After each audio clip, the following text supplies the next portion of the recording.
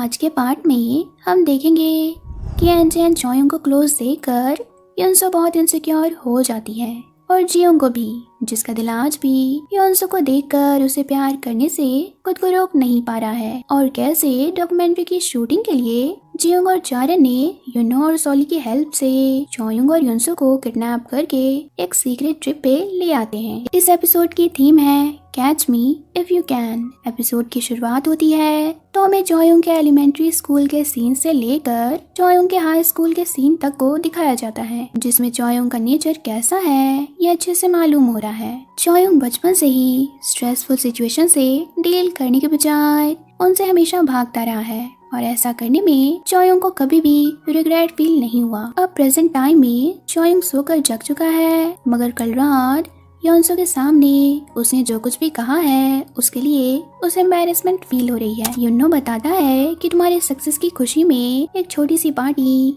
आज मैंने ऑर्गेनाइज की है और कुछ ही देर में जियोंग, चारन, सोली एंड योनसो भी पार्टी में आने वाले हैं। अब कल रात के बाद जॉयोंग योनसो को फेस करने से घबरा रहा है, इसलिए वो अपने घर से बिना युनो को बताए ही पार्क में जाकर बैठ जाता है। मगर इस बार ऐसा करने वाला सिर्फ जॉयोंग ही नहीं है। योनसो का भी पार्टी में सब लोग वेट कर रहे होते हैं और वो भी जॉयोंग को फेस करने के डर से पार्क में जाकर बैठी है। इधर पार्टी में जॉयोंग नहीं है, योनसो भी नहीं आई है। इनफैक्ट ये दोनों किसी का कॉल भी रिसीव नहीं कर रहे होते हैं, जिसके बाद जियोंग और चारन अपने अपने काम के लिए निकल जाते हैं। लेकिन इसी दौरान युनो और सोली ड्रिंक करके नशे में पार्टी को फनी हरकतों के साथ अकेले ही एंजॉय करते हैं। जियोंग ऑफिस आया है तो उसे मालूम होता है कि डॉक्यूमेंट्री के लिए एक राइटर को भी हायर किया गया है, जिनका नाम मिस ली है। मिस ली को जियोंग शायद पहले से जानता है और उसे मिस ली पसंद नहीं है, ये भी यहाँ मालूम हो रहा है। मिस ली जियोंग से कहती है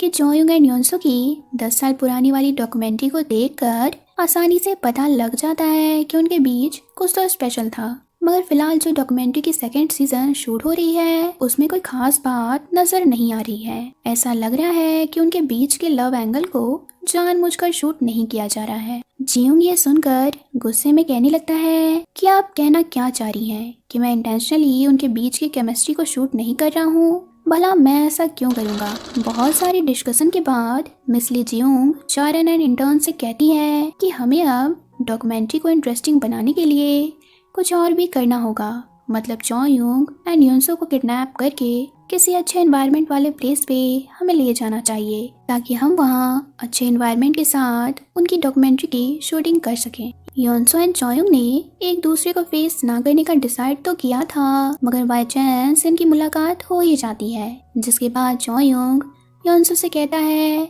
कि मैं जानता हूँ कि तुम मुझे इग्नोर करना चाह रही हो, क्योंकि कल रात मैंने तुमसे ऑकवर्ड क्वेश्चंस पूछ लिया था। योनसो भी बहाना बनाते हुए कहती है कि मैं ऐसा नहीं कर रही हूँ, कल रात मैं ड्रंक थी, तुम्हारे सामने रोने भी लगी थी, इसलिए मैं तुम्हें फेस करने में थोड़ा एम्बैरेस फील कर रही हूँ बस। अब जॉयोंग योनसो को अपने डैड के रेस्टोरेंट में खाना खिलाने को लाता है और जॉयोंग के मॉम डैड तो योनसो को ऐसे देखकर बहुत ही ज्यादा खुश हो जाते हैं। एनजे ने आज चैरिटी इवेंट ऑर्गेनाइज किया है, मगर यहाँ के लोग एनजे के पीठ पीछे उसकी बुराई कर रहे होते हैं, जिसे एनजे भी सुन लेती है। एनजे को यह बात पसंद नहीं आती कि उसके सामने तो ये लोग उसकी बहुत तारीफें करते हैं और एनजे को अच्छा भी कहते हैं, मगर पीठ पीछे उसे बुरा कह रहे हैं। इसलिए अब एनजे इन लोगों से बहस करके इवेंट को छोड़कर यहाँ से चली जाती है। जॉयोंग योनसो के साथ लंच करते करते लास्ट नाइट वाली क्वेश्चन, कितने सालों तक तुम कैसी थी, एक बार फिर पूछता है। योनसो कोल्ड रिएक्शन के साथ कहती है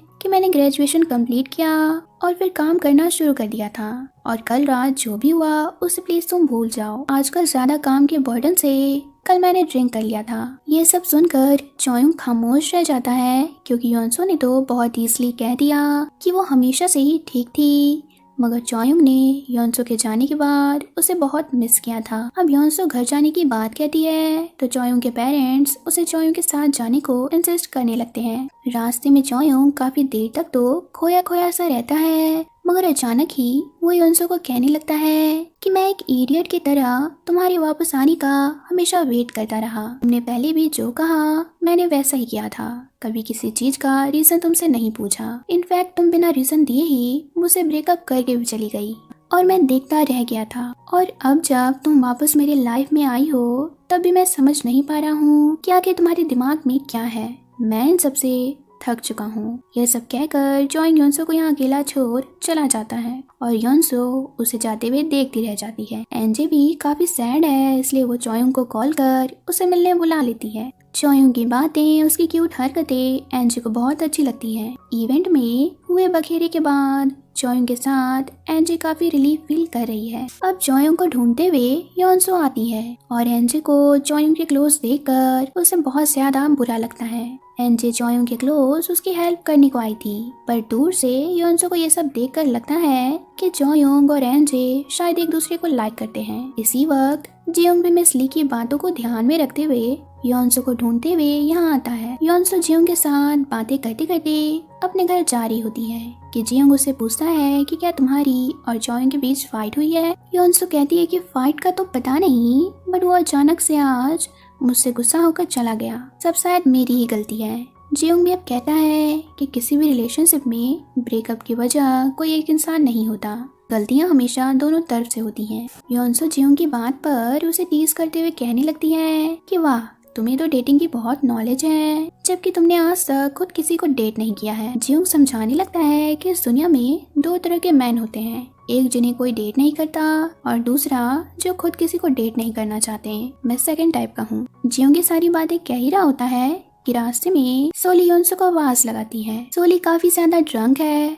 इसलिए योनसो उसे जियोंग की हेल्प से अपने घर ले आती है। योनसो की ग्रैंड मदर तो जियोंग को इतने दिनों बाद देखकर बहुत ज्यादा खुश हो जाती है। नेक्स्ट मॉर्निंग योनसो सोकर जगी है तो उसके घर के बाहर जियोंग आया हुआ है और उसे लॉन्ग ड्राइव पर चलने की बात भी कहता है। योनसो जियोंग की बात को इग्नोर करके घर के अंदर जा रही होती है कि जियोंग अपनी बात मनवाने के लिए कार की हॉर्न को बार बार बजाने लगता है, जिसे योनसो को भी जियोंग की बात अब माननी ही पड़ती है। इधर जॉयंग भी युन्नो के रवैये को देखकर और वियर्ड क्लूज को नोटिस कर करके समझ रहा है कि कुछ तो गड़बड़ी होने वाली है। वो ये सब सोच ही रहा है कि इसी वक्त सडनली एक कार आती है और जॉयंग को दिन दहाड़े उठा लेती है। ये करने वाले चारन और चारन का इंटर्न होता है। ये लोग जॉयंग को एक बहुत ही प्यारी सी प्लेस पर लेकर आते हैं जहाँ थोड़ी देर बाद जियोंग, सोली और योनसो भी आती है। जॉयंग और योनसो बहुत ही ज्यादा कंफ्यूज हैं कि आखिर ये सब क्या चल रहा है, इस प्लेस पर आखिर हम सब क्या कर रहे हैं। और इसी सीन के साथ एपिसोड 7 खत्म हो जाती है। मिलते हैं नेक्स्ट एपिसोड के साथ। Thanks for watching.